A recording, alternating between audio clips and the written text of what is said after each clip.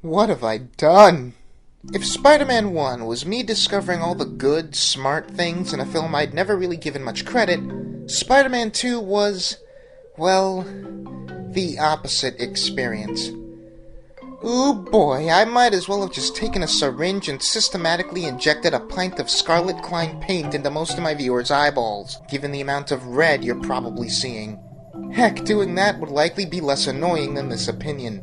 Spider-Man 2 is practically one ring levels of precious amongst fans of the character, and trust me, I used to be part of that zeitgeist. This is still easily the Spider-Man movie that I've watched in its entirety the most, and a surprising number of those viewings was in early childhood. But even as 99% of the world continues to hoard this movie in their cabinet like the finely aged wine they insist that it is, I just can't put myself back in that mindset anymore. I'm sorry, but watching this film with the critical eye has, despite my own wishes, left me feeling torn on it. At best. As if to ruffle more feathers than I already have, a lot of my problems with this movie come from what I find to be lazy writing on the part of the film's most lauded aspects, namely the characterization and the romance. For instance, the very first sequence of this movie does a lot to turn me against Peter. I know most of it is a gag, but Pete comes off really dumb when he, say, doesn't immediately decide web swinging is the optimal way to do his job rather than his stupid bike, or when he spends upwards of a minute futzing around with a mop closet when his job is on the line. There's Parker having crappy luck, and then there's me thinking the guy deserved to get fired because he was being a moron. This is admittedly less of a problem, but it does also occasionally occur to me that Peter's life really shouldn't be in such shambles as it is. I mean, I get over it pretty quick because every single thing in Peter Parker's life going wrong for him is part of the appeal of Spider-Man, but it gets a little overboard once or twice. Every single aspect of Peter's life is turned against him, and my first big compliment to the film is that it takes a mastery of tone to make it play as charming rather than schadenfreude. Not a scene goes by where Peter, if he isn't losing friends or having his livelihood threatened, isn't just facing some kind of inconvenience. He's months behind on rent, he's failing his classes, these douchebags keep hitting him in the head with notebooks, he can't even get a bite to eat, it's ridiculous. Unfortunately, I almost feel like the uber levels of focus that the movie has on tone and feel work against it, since achieving a kind of vibe leads to moments that I feel work against the characterization and undermine what I appreciated about the first film. MJ and Peter's relationship was my favorite thing about the first movie, and in this one it creates a boatload of problems. Let me ask you this. How is Peter's answer for "do you have a girlfriend? I don't really know"? Pete, buddy, you don't have a girlfriend. You have a girl who's a friend, whose romantic advances you rejected 2.5 years ago and who is dating someone else. Seriously, I know it's only one line of dialogue, but I can't be the only person who thinks it makes Peter look really bad that he chooses after MJ gets into another relationship to actively attempt wooing her for the first time in years. Like, I don't know, it just speaks to an astonishing lack of self-awareness that Peter would even say anything other than a flat no in answer to that question. MJ doesn't get off scot-free either, though, given she's expressly flirting with the guy before she reveals the fact that she's in a relationship. I mean, lady, what are you doing?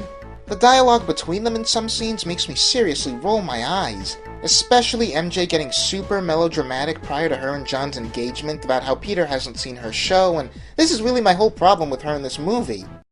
The movie's trying really hard to sell me on the premise of MJ and Peter as soulmates, but even after all the work the first movie put into making that relationship seem admirable, I just have too many questions. First of all, does she know he's Spider-Man or doesn't she?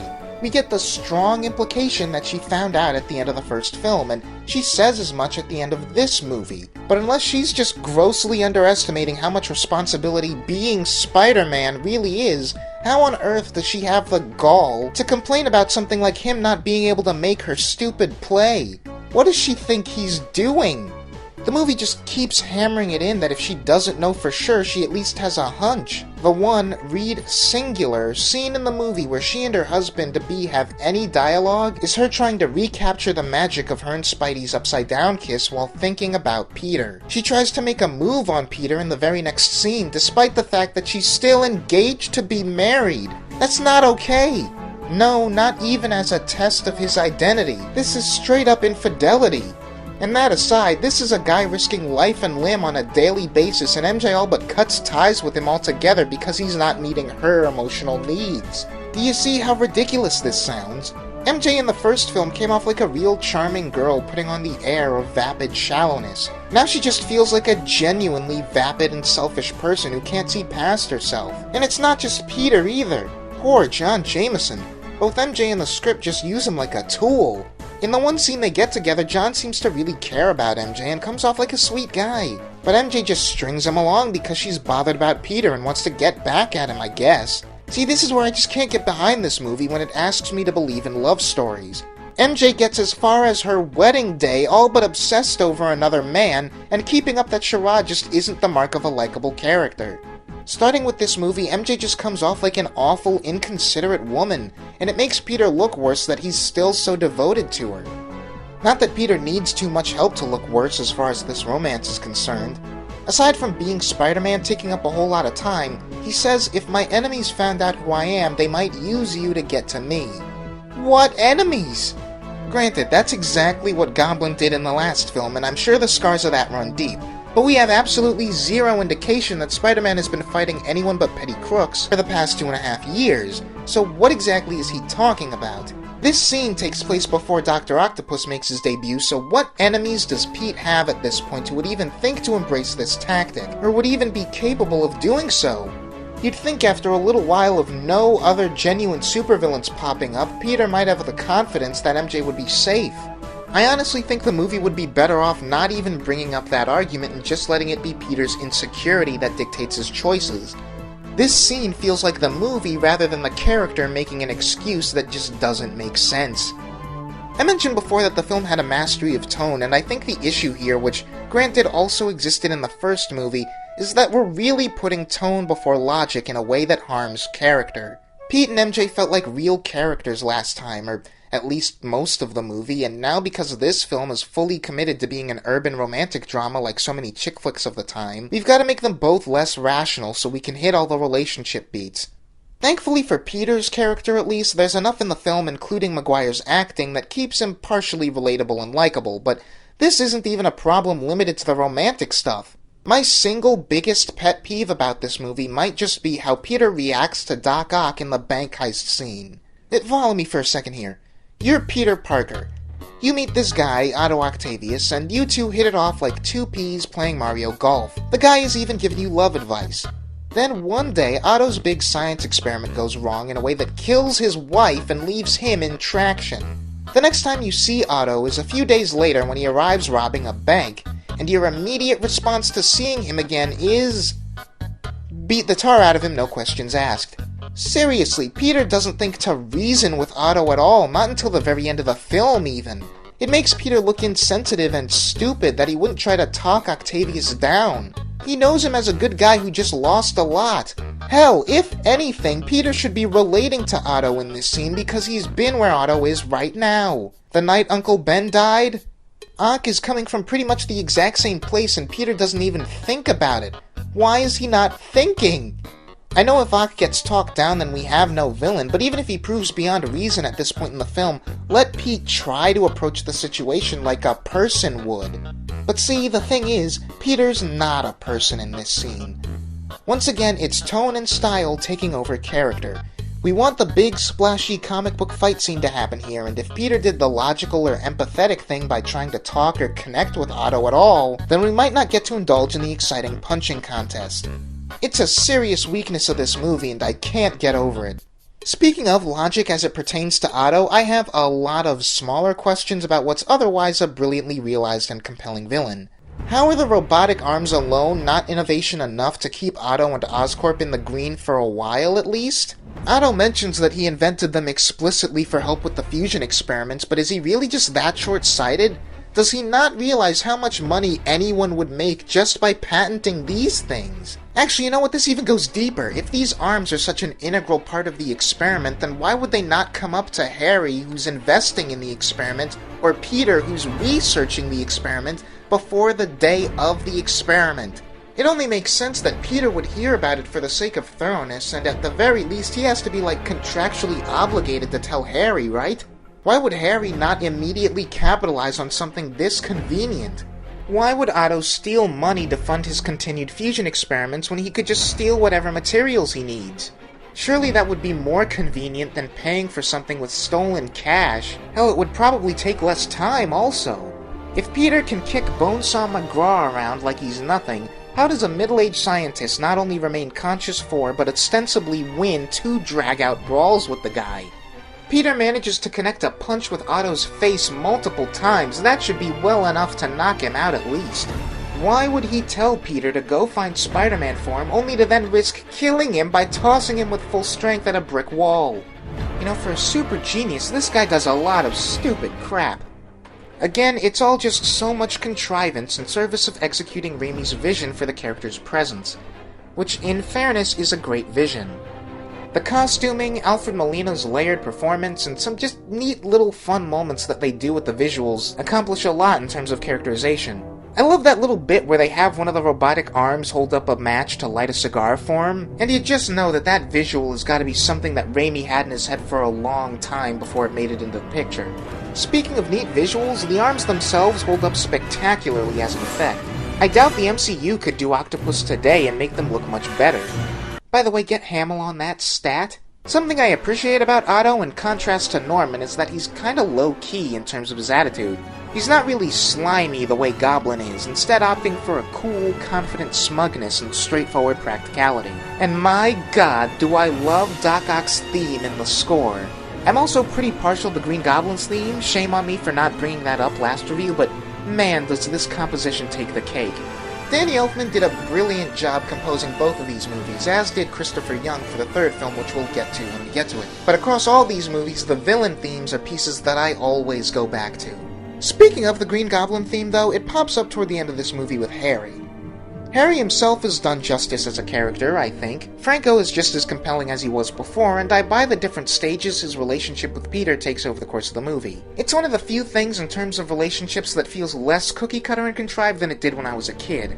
What I don't buy about it is this scene. How and/or why is Harry having active, vivid hallucinations of Norman? Norman himself hallucinated as a side effect of the performance enhancers he took, but with Harry it just feels like we wanted the visual and couldn't be bothered with even the laziest contrivance as to how it happens. Man, I feel like I'm being really negative. Thankfully, if the elements that I liked most about the first film are done a bit of a disservice here, I think some things I overlooked about the last movie are given more to stand out this time around. I mentioned that Aunt May was much more memorable in this movie than the first one, and let me just say I adore everything about her this time. The idea that she's been blaming herself for Uncle Ben's death just as much as Peter has with himself is one of those things that never occurs to you in the first movie. And the scene where Peter finally tells her the truth of what happened to alleviate her of that responsibility is easily my favorite bit of the film. It's just such an honest, human moment, and it highlights the part of the film's narrative that I think really works, namely Peter's arc of responsibility. If the romance with MJ is the half of the movie that I think completely falls apart under a critical lens, then Peter coming to terms with what he wants is the half that really works. And almost all of it is carried by Aunt May's scenes. Her speech to Peter about the hero and all of us is enough to bring tears to my eyes, man, and that whole scene between her and Peter at the start of the movie is bloody heartbreaking. The moment where she's knocked out on the table and Peter wakes her and she assumes it's Ben at first just... it kills me. In analyses of this movie, I occasionally see people erroneously label Peter's arc as being about confidence, when I don't think it could be more obvious that the real issue here is priorities. The idea that Peter starts to lose his powers as he subconsciously decides he doesn't want to be Spider-Man anymore is an inspired storytelling choice. Not just as an extrapolation of his inner desires affecting the genre elements of the character, but also just because of versatility. It's a development in the plot that makes both for great gags and adds an element of tension to the fight scenes, although the latter part could be capitalized on a bit more. I wish there was more than just one instance where Peter had to shoot web or cling to walls in an action scene but couldn't. On paper, it reads like an effective substitute for the common Spider-Man problem of running out of web fluid in the artificial web spinners. But again, we only play that card once and in a very small way. I'm just saying, if I were making this movie, I'd have one or two more moments in that first fight where Spidey tries to web something up and ends up taking a hit or two because he can't. But like I said, this is mainly in service of character, and on that level it was a great move. Despite responsibility being the point of his origin, the inability to firmly come down on what side of his life he wants to be responsible to has defined Peter Parker's whole career in most incarnations, and having the narrative crux of this movie be that he finally up and puts his personal life first is the natural way to pivot after the previous film. What helps is that we also use this as a way to have the press turning on him mean something, which brings me to a character I've yet to say anything about, shame on me.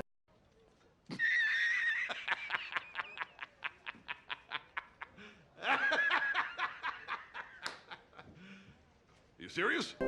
Not gonna lie, J. Jonah Jameson felt kinda superfluous in the first movie. J.K. Simmons' hilarious, pitch-perfect casting and the definitive voice of this character for multiple generations now, but I feel like it's in this movie where we finally give him something to do as a valuable part of Peter's life and struggle. The articles he publishes play almost like the universe laughing in Peter's face after thoroughly kicking him in the teeth with MJ troubles, Harry troubles, money troubles, octopus troubles, and losing his powers. And yet, the way I've always read the movie, the scene where Jameson admits Spidey was a hero only to snap back to business as usual and Pete takes the suit back, almost reads like recontextualizing their whole relationship. Like, maybe JJ only puts on the act as a roundabout way of encouraging Spider-Man as a sort of negative reinforcement prove-me-wrong approach. Even if I'm wrong on that front, the guy is a riot, and on this viewing, any scene that made me laugh out loud was entirely on Jameson. He was funny last time too, but I appreciate that he's got more implications for the story that I don't think were there before. It really is such a shame to me that the narrative of this film comes with so many holes, as from a directorial standpoint, I really think it might be one of the best superhero movies ever made. So much story here is told visually. Almost every scene has an iconic shot, lighting is used to perfection, and I think it's paced to perfection in terms of when the emotional beats hit. Want to talk about Peter's struggle between the life he wants and his sense of duty? This bit tells you all you need to know in seconds. May I have an autograph, please, miss? What are you doing here?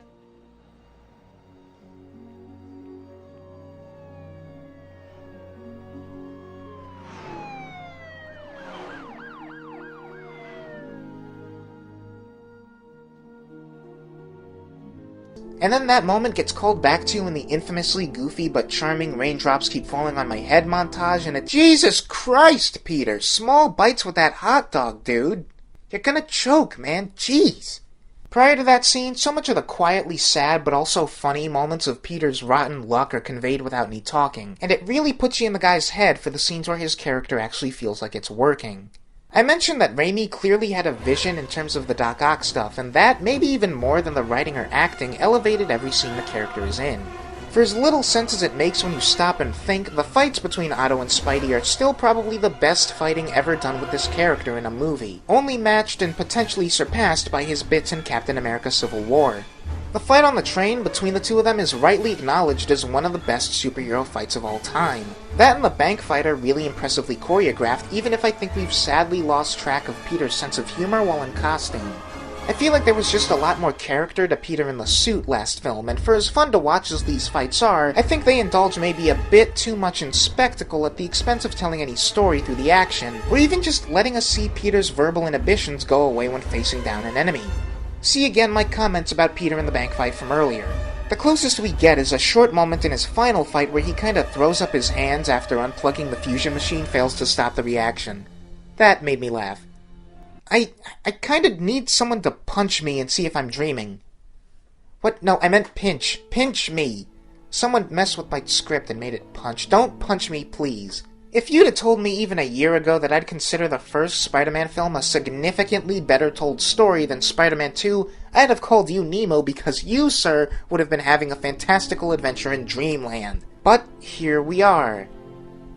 I'd already grown disillusioned with this movie before starting this marathon, and I'd hoped that my newfound sense of respect and understanding for the original might help lift this movie back up, but sadly I've gotta be pretty much the one guy on Earth who says it. This movie has flaws. Big ones. Ones big enough to cripple it if it weren't made by a genuine master of his art like Raimi, who managed to pull it back into the realms of quality filmmaking despite a story that only half works, characters that are only half likable, and, for as insulting as this probably sounds, a movie that only 100% plays if you turn your brain off. Spider-Man 2 has so much greatness in it, but as a total package, it's just okay.